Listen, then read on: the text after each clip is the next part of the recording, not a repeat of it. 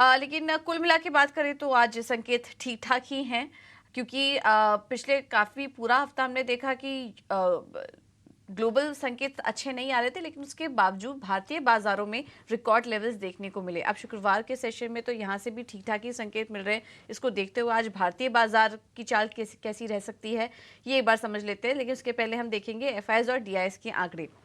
संस्थागत निवेशकों की बात करें तो कैश मार्केट में एफआईआईज खरीदारी करके गए 1660 करोड़ की, लेकिन उसके सामने डीआईएस की तरफ से बिकवाली हुई है और 3370 करोड़ की बिकवाली का ये आंकड़ा है। इंडेक्स फ्यूचर में बहुत बड़ा आंकड़ा नहीं है, 220 करोड़ की बिकवाली का आंकड़ा है, लेकिन इंडेक्स ऑप्शन में अगर देखेंगे तो 11,381 करोड़ की खरीदारी हुई है एफआईआईज की तरफ से। तो एफआई वापस आते हुए दिखाई दिए मार्केट में। लेकिन अब इन तमाम डेटा को आज के लिए कैसे एनालिसिस करें और निफ्टी और बैंक निफ्टी का डेटा क्या कहता है, कहां पर सपोर्ट और रेजिस्टेंस है, बताने के लिए डिम्पी कालरा हमारे साथ जुड़ चुके हैं फोन लाइन पर। डिम्पी, गुड मॉर्निंग, बताइए। गुड मॉर्निंग पूजा। देखिए, लास्ट ट्रेडिंग सेशन भी मार्केट का बहुत ही शानदार रहा। हालांकि निफ्टी ने कुछ पॉइंट्स में गेन नहीं किया, बट कन्विक्शन में अपने आप को बनाए रखा और बाजार ने 22,500 के ऊपर की क्लोजिंग दी है। आपको ध्यान है, हमने 550 650 का एक रेजिस्टेंस बैंड बनाया हुआ है आपके लिए, और वो रेजिस्टेंस बैंड इस तरह से वर्क कर रहा है कि आप 2 बार उससे टकरा के आए हो, लेकिन उसको भी पार नहीं कर रहे। आपके लास्ट ट्रेडिंग सेशन में भी उसके ऊपर की क्लोजिंग नहीं हुई है, बल्कि 500 के ऊपर की क्लोजिंग है, लेकिन अभी भी 550 650 की रेंज पार करना बाकी है। एक चीज की आपको भी बहुत अच्छे से खुशी हो रही होगी कि कभी भी हमने आपको शॉर्ट नहीं करवाया, और दूसरा आपसे ये बोले रखा कि पोजीशंस को आप होल्ड करके रखो। आप थोड़ा भी अब तपस्या करोगे तो आपको उसका फल जरूर मिलेगा। फाइनली मार्केट के अंदर जब ऑल टाइम हाई लग रहे हैं तो उसका फल मिल रहा है। ये आपको बैंक निफ्टी के अंदर आज दिखेगा। बैंक निफ्टी कैचअप रैली कर रहा है। आपको मालूम है, लास्ट ट्रेडिंग सेशन में भी जब निफ्टी फ्लैट था, बैंक निफ्टी 450 पॉइंट ऊपर जाके बंद हुआ। इनफैक्ट मैं बोलूंगा 500 पॉइंट करीब करीब ऊपर जाके बंद हुआ है। इसलिए ना केवल 48,000 के ऊपर की बैक टू बैक क्लोजिंग दी, बल्कि 48,200 के ऊपर की क्लोजिंग दी। इसका ऑल टाइम हाई जो है वो 526 का है, 48,526 का। तो अभी ये करीब करीब अपने ऑल टाइम हाई से कोई बहुत ज्यादा दूर नहीं है। आज अगर गैप मिला तो बैंक निफ्टी अपना ऑल टाइम हाई टेस्ट करेगा। तो जो हम आपसे कह रहे थे बात की, निफ्टी तो ऑल टाइम हाई कई बार टेस्ट कर चुका है, बट बैंक निफ्टी ने काफी दिनों बाद, मैं बोलूंगा दिसंबर के बाद, ये पहली बार ऐसा मौका होगा जब फिर से ऑल टाइम हाई टेस्ट कर रहा है, करीब करीब 3 महीने के बाद। तो ये एक अच्छा मूव है। मार्केट्स यानी कि निफ्टी और बैंक निफ्टी दोनों ही ऑल टाइम हाई पे आ जाएंगे। साथ ही एक कॉशियस स्टांस और बोलूंगा कि अगर आपको टाइमली प्रॉफिट बुकिंग भी करनी हो तो आप कर सकते हैं, और अगर आपको होल्ड करना है विद ट्रेलिंग स्टॉप लॉस की बाजार के अंदर और कमिंग आएगी तो वो भी आ सकती है, क्योंकि डाटा कुछ इस तरह का है। रही बात एफआईआईज की होल्डिंग की, तो एफआईआईज की होल्डिंग के अंदर ऐसा पोजीशन है कि वो 44-45% के आसपास है। रिटेल भी 44-45, माफ कीजिए, डीआईज भी 44-45% के आसपास है। तो दोनों major institutional FIIs and DIIs दोनों 45-45% के आसपास हैं। रिटेल के पास करीब 54% का हिस्सा है। ये टिपिकली बुलिश पैटर्न है, यानी कि जो आप देखते हैं कि इनके पास होल्डिंग कितनी होनी चाहिए। और दूसरा इवेंट से पहले की है। इवेंट हमने बहुत अच्छे से पास किया है पॉलिसी वाला। अभी इलेक्शंस का इवेंट इसी महीने शुरू होगा, और अप्रैल सीरीज मार्च के मुकाबले अभी तक तो काफी बेहतर चल रही है। तो उम्मीद करते हैं कि आपको ट्रेलिंग स्टॉप लॉस के और बेनिफिट्स मिल सकते हैं। एक और चीज है कि एफ एंड बैन में करीब बैंकिंग स्टॉक्स भी आना शुरू हो गए हैं, जैसे बंधन बैंक, उस पर एक न्यूज भी है, आपने देखा होगा।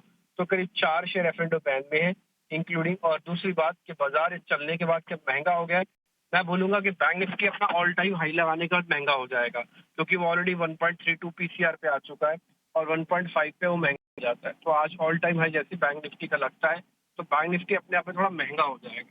तो इसलिए बैंक निफ्टी के अंदर क्लियरली आपको कॉशियस स्टांस के साथ आप इंजॉय कीजिएगा आज ऑल टाइम हाई। और हो सकता है निफ्टी थोड़ा बहुत अभी आपको और भी चर्न करता हो दिखे इसी रेंज में। निफ्टी अगर पीसीआर अभी महंगा नहीं हुआ है। रही बात कुल मिला के मार्केट के सेटअप की, तो सेटअप ठीक है। ऑप्शन से अंदर ट्रेडिंग करने वालों को कोई खास दिक्कत नहीं है। ठीक है, तो सेटअप अच्छा लग रहा है, और जो होल्डिंग्स अभी डिम्पी बता भी रहे थे वो भी काफ़ी पॉजिटिव है, बुलिश ट्रेंड दिखा रही है। तो अपने स्टॉप लॉसेस को ट्रेल करते रहिए। एक आध स्टॉक्स में कुछ दिक्कतें आ सकती हैं। बैंकिंग स्टॉक्स काफ़ी सारे बैन में आ चुके हैं, एफएनओ बैन लिस्ट में है, तो उसका भी आप ध्यान रखिए। और इम्पॉर्टेंट सपोर्ट और रेजिस्टेंस लेवल्स भी आपको दोनों ही इंडेक्स के लिए बता दिया है। बहुत बहुत शुक्रिया टिम्पी आपका ये पूरा एनालिसिस देने के लिए। अब बाजार पर रणनीति देने के लिए हमारे साथ जुड़ गए हैं यस सिक्योरिटीज के लक्ष्मीकांत शुक्ला। लक्ष्मीकांत जी, बहुत बहुत धन्यवाद समय देने के लिए। बताइए क्या व्यू बन रहा है, कैसे ट्रेड करें आज दोनों ही इंडाइसेस में, और स्टॉक स्पेसिफिक रणनीति भी बताइए अपनी। शुभ प्रभात पूजा जी। सबसे पहले आपको धन्यवाद देना चाहूँगा कि आपने मुझे अपने शो में बुलाया। शुरू करना चाहूँगा निफ्टी से। हमारे पिछले हफ्ते निफ्टी ने अच्छा खासा स्ट्रेंथ डिस्प्ले किया था और कंसोलिडेशन ब्रेकआउट के बाद इसने 22,619 का एक लाइफ टाइम हाई भी लगाया है। उसके लाइफ टाइम हाई लगाने के बाद भी ये 22,500 के लेवल को मेंटेन कर रहा है। तो मुझे यहाँ से लगता है निफ्टी 22,750 से लेकर 22,800 जोन तक जा सकता है। निचले स्तर पे सपोर्ट जो दिखाई दे रहे हैं वो आ रहे हैं 22,300 से लेकर 22,200 जोन तक। जब तक निफ्टी इसके ऊपर ट्रेड करता है तब तक हमें बुलिश व्यू ही मेंटेन रखना है। अगर मैं बैंक निफ्टी के चार्ट्स को देखता हूं तो काफी 3-4 दिनों से ये निफ्टी का आउट परफॉर्म कर रहे हैं। डिसेंडिंग लाइन ब्रेकआउट देने के बाद भी इसका स्ट्रक्चर फॉर्म नजर आ रहा है। तक बैंक निफ्टी 47,700 से लेकर 47,500 जोन के ऊपर ट्रेड करता है, तब तक चांसेस रहेंगे एक नया लाइफ टाइम हाई बनाएगा। वहां पर थोड़ा सा हमें कॉशियस स्टेंस लेना पड़ेगा न्यू लाइफ टाइम हाई के पास, जो कि 48,636 के आसपास आ रहा है। अगर बैंक निफ्टी 48,635 के ऊपर सस्टेन करता है तब फिर हमें इसमें 49,300 से लेकर 49,500 जोन तक के लेवल नजर आ रहे हैं। पिछले हफ्ते अगर हम देखेंगे तो रिलेटिव इंडेक्स ने आउट परफॉर्म किया था। फ्राइडे को भी इसमें अच्छी खासी तेजी देखने को मिली थी। तो सबसे पहला मेरा स्टॉक इसी इंडेक्स से है, जो कि है Godrej property. Godrej property all time high के आसपास भी ट्रेड कर रहा है, प्लस इसमें bullish belt hold candlestick pattern का फॉर्मेशन हुआ है after 2 days of profit booking.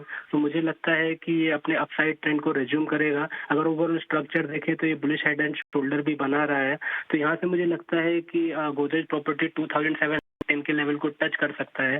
तो स्टॉक को हमें बाय करना चाहिए 2490 से लेकर 2500 के जोन के आसपास, और इसमें कि हमारा टारगेट रहेगा 2710 का, और हमें जो स्टॉप लॉस रखना है वो रखना है 2390 का।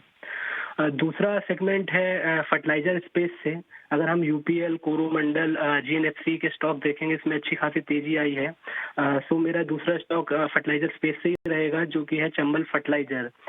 इसने फॉलिंग ट्रेंड लाइन का ब्रेकआउट दिया है bullish belt hold candlestick pattern के साथ, और ये अगर हम इसका वीकली ट्रेंड देखेंगे तो हायर टॉप हायर बॉटम के अनुसार ट्रेड कर रहा है। तो हमें चंबल फर्टिलाइजर बाय करना चाहिए 377-380 जोन के आसपास, और इसमें जो हमारा टारगेट रहेगा वो रहेगा 402 का, और हमें इसमें 367 के स्टॉप लॉस मेंटेन रखने हैं। धन्यवाद पूजा जी। ठीक है, बिल्कुल। बहुत बहुत धन्यवाद आपका हमारे साथ जुड़ने के लिए। तो प्रॉपर्टीज और चंबल फर्टिलाइजर्स, ये दो स्टॉक्स हैं जहां पर कि आप खरीदारी करके चल सकते हैं।